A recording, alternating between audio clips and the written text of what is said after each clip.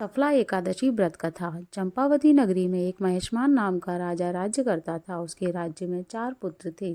उन सब में लुम्पक नाम वाला बड़ा राजपुत्र महापापी था। वह पापी सदा पर स्त्री और वैश्यगमन तथा दूसरे बुरे कामों में अपने पिता का धन नष्ट किया करता था। सदैव ही देवता, ब्राह्मण, वैष्णवों की निंदा किया करता था।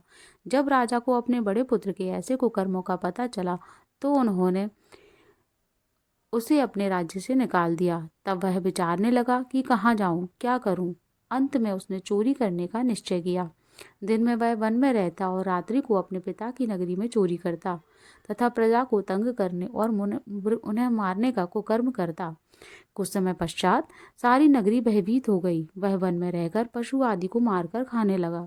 नागरिक और राज्य के कर्मचारी उसे पकड़ लेते किंतु राजा के भय से छोड़ देते। वन में एक अति प्राचीन विशाल पीपल का वृक्ष था। लोग उसकी भगवान के समान पूजा करते थे। उसी वृक्ष के नीचे वह महापापी लुम्बक रहा करता था। इस वन को लोग देवताओं की क्रीड़ा स्थली मानते थे। कुछ समय पश्चात पौष कृष्ण पक्ष की दशमी के दिन वह वस्त्रहीन होने के कारण शीत के चलते सारी रात्रि सो नहीं सका। उसके हाथ पैर अकड़ गए। सूर्योदय होते होते वह मूर्छित हो गया। दूसरे दिन एकादशी को मध्याह्न के समय सूर्य की गर्मी पाकर उसकी मूर्छा दूर हुई। गिरता पड़ता वह भोजन की तलाश में निकला।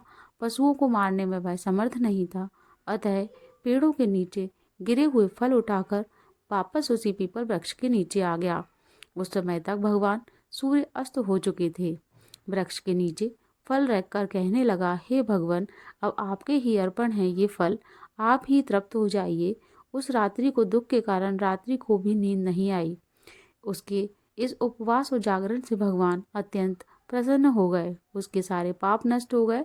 दूसरे दिन प्रातः एक अति सुंदर घोड़ा उन अनेक सुंदर वस्तुओं से सजा हुआ उसके सामने आकर खड़ा हो गया।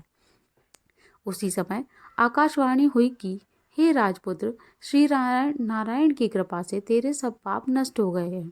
अब तू